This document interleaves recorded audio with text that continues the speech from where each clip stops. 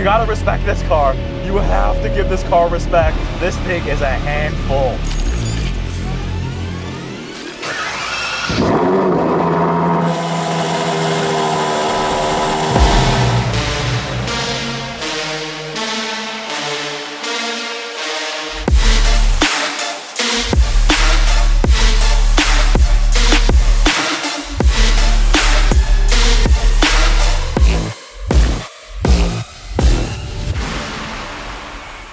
The era of naturally aspirated V12 supercars is very quickly coming to an end, and that's a sad thing because they are fantastic. This car right here is a Ferrari 812 GTS, the convertible version of the Ferrari 812 Superfast. This specific car is owned by my close friend 312 Supercars, and it's for sale right now here at Illinois Motors. The 812 GTS is special because it's effectively the first V12 convertible Ferrari that you could buy that wasn't insanely limited, a special edition or very low production, insanely expensive. Yes, you still had to be Ferrari VIP to buy this because it's one of their top tier cars and it is quite expensive, but it wasn't specifically limited. It's not a special edition. You can buy a V12 convertible Ferrari. This is the latest iteration of the front engine rear wheel drive V12 Ferraris. Before it, we had the F12, the 599, and the 812 is just so phenomenal. I really, really love this car. The showpiece is the engine, a 6.5 liter naturally aspirated V12 that revs to 8,900 RPM. It makes 789 horsepower and 529 pound-feet of torque, at the time claiming the title of the world's most powerful production NA V12, beating out the Lamborghini Aventador. It's now been topped by the Competizione version of this, but it's effectively the same platform car. So this V12 is special. 80% of maximum torque is available at 3,500 RPM. It's rear-wheel drive only, 7-speed dual-clutch transmission, 0 to 60 in 2.8 seconds, top speed of 211 miles an hour. It is just such an experience to drive. In terms of exterior styling, the 812 GTS is gorgeous. Proportion-wise, it's more of a GT car, front engine, rear-wheel drive, but something important to note, the entire 6.5 liter V12 actually sits behind the front axle, so this is front mid-engine. Compared to the 812 Superfast, the coupe version, styling mostly stays the same, the really aggressive front end with a lot of aerodynamic elements, but obviously the roof comes off. It's the convertible version. We get these two flying buttresses, and the redesign of the rear because of the convertible iteration means those aerodynamic pass-through elements along the side that you'll see on the coupe are no longer present on the convertible. To compensate for that, the diffuser has been redesigned to accommodate for that to ensure the same aerodynamic performance. It's just such a good looking car. I love the proportions of this. This one specifically is on HRE wheels, lowering springs, and this black paint, the metallic flake in it under the sun is absolutely amazing. Full red interior, which we'll talk more about when we're in the car driving. With the Scuderia shields here, this is a pretty high option 812 GTS. It just looks so stunning. With that, let's hop in the car. We're going to take it for a drive, talk about the interior, what is it like to drive, and lastly, the value.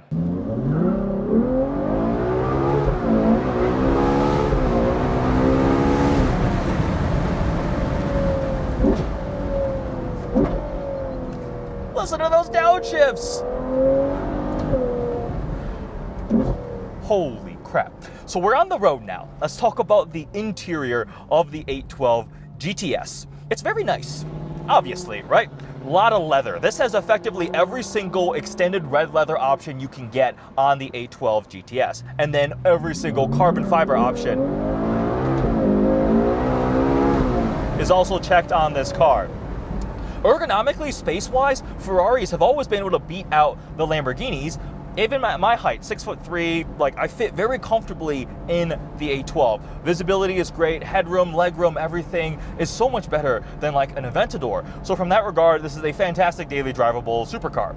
The seats, this has the carbon race seats, the Daytona seats, full red, and they're actually quite comfortable. They're supportive, they hold you in. There's a lot of carbon fiber race seats that like are torture devices, right? They're so uncomfortable. You spend more than 20 minutes in them and you need to go call your chiropractor pretty much.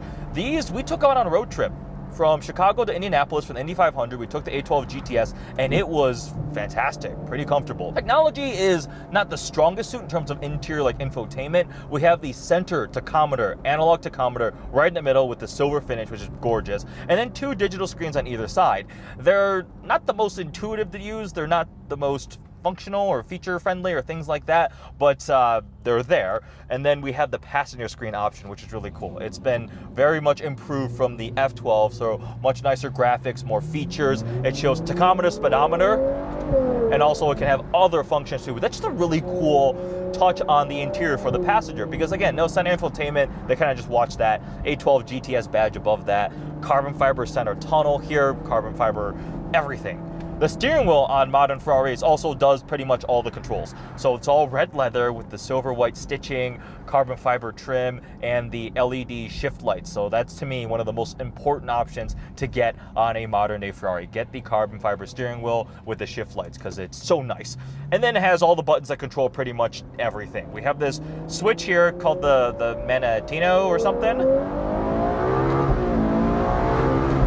I'm not good at Italian, so it's the drive mode switch. Wet, sport, race, CT off, ESC off. I have never ever put ESC off on this car because it costs more than my 401k, house, kidneys, everything combined, and it's already quite a handful with, as you can imagine, almost 800 horsepower rear-wheel drive. I've broken traction at like 70 miles an hour in this thing. Like, it's a beast. So typically always in race mode. Sounds great. It firms up the shifts. Really, really sharp shifts in race mode. And then downshifts. Listen to that. Oh my God. It punches that 7-speed dual clutch. It punches the shifts in. It doesn't have the all-around refinement of like the PDK and the Porsche, but in terms of all-out just shift time and the way it balances with the whole car, I think the Ferrari dual clutch is one of the best out there right now. It's so good in this car. We also have bumpy road mode, so in terms of livability, the A12 is actually pretty practical. Now, the trunk space has gone away a little bit compared to the coupe, but we were still able to put a couple overnight bags. 2 people taking a weekend trip was totally fine. Practicality is pretty good. We have a cup holder. That's something nice for a supercar. You can put your drink, your Starbucks, and your A12 GTS. And I briefly glossed over bumpy road mode, but it softens and dampers a bit, so when the road surface isn't as fantastic, you can put it in bumpy road mode. I pretty much exclusively drive it in bumpy road mode and in race mode.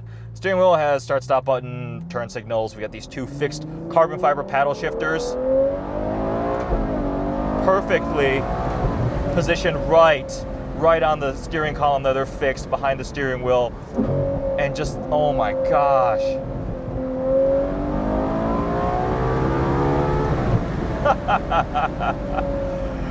So what makes this car so special? It's just, it checks all the boxes. Obviously it's fast, extremely capable. Almost 800 horsepower in a V12 that revs to almost 9,000 RPM. Like, it's fast, right? 0 to 60 under 3 seconds, top speed over 200 miles an hour. It handles great. It has rear wheel steering, which virtually shortens the wheelbase. Ferrari calls it some silly like term.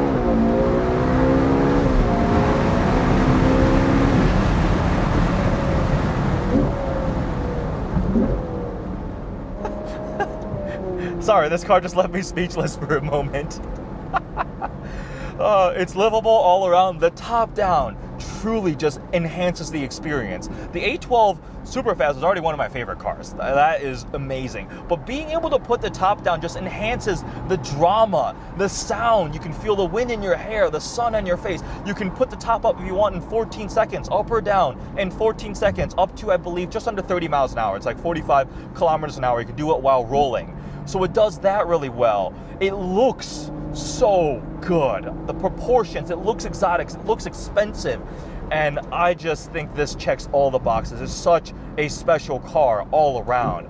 All about the experience, the emotion. Will the Competizione, the top tier, be even more intense? Yes. That's gonna be faster, more hardcore, track focus, all of that, right? It's gonna be an insane monster, really rare. But in terms of all-around usability, the A12 GTS just, it does everything so well. If you could daily drive one of these, I would do it. Oh my God, I would do it in a heartbeat. In terms of value, the A12 GTS is expensive, obviously. Base price was just over $400,000. This one here is heavily optioned, extremely heavily optioned, over $100,000 in options. And then we're not even talking about like a tailor-made one. This is just loaded with pretty much all the options you can check. So MSRP on this was just over $500,000, $500,000. And then the market value is also significantly higher. That's just how special this car is, how desirable, how much people want a convertible V12 Ferrari. So market value is well over $700,000. This specific example is for sale at Illinois Motors right now for $762,800. And that's what they command. If you can find me an 812 GTS at MSRP right now in the market, I can probably find a half dozen friends who will buy it immediately. This car is such an experience. It is so special. And I think as the trend of cars going to smaller displacement, forced induction, hybridized, and obviously full electric, it's gonna make cars like this even more special. The rarity, the desirability, the experience. The new stuff may be faster, but it's not gonna match it. It's not gonna match the emotion of something like this. All right, ready for this?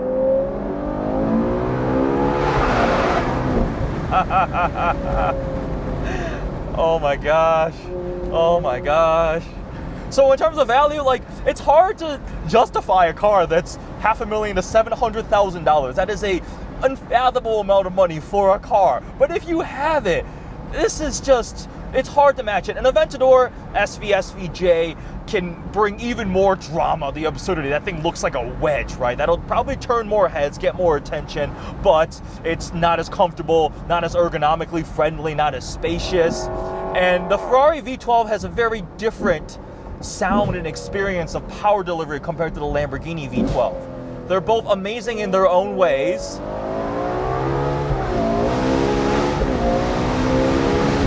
Also, rear-wheel drive versus all-wheel drive. The Lambos are all-wheel drive. This is pure rear-wheel drive with rear-wheel steering.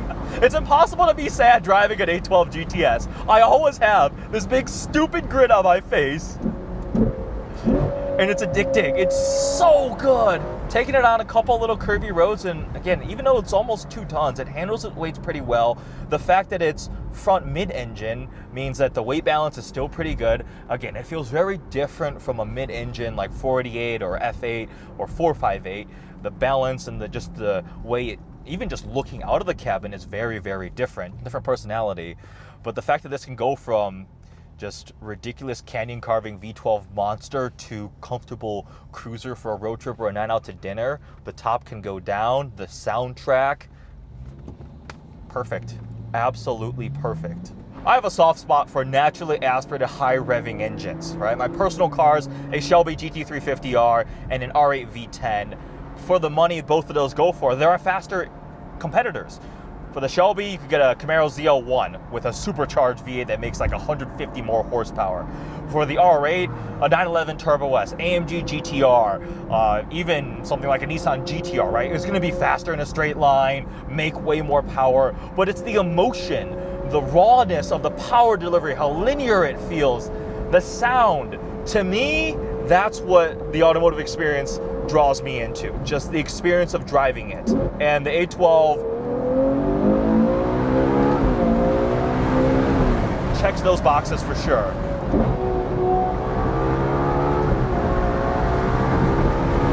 I dearly hope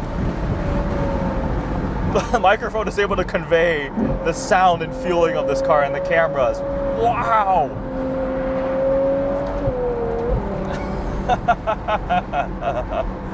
That's gonna be a sad day when V12s go away. Very sad day. I'm gonna need to find a way to buy one myself. I was close. This car got me so addicted to a Ferrari V12, I was thinking about it. Not an 812, I'm not in that tax bracket. I'm quite a bit below that, but someday, that's my goal. This is my goal.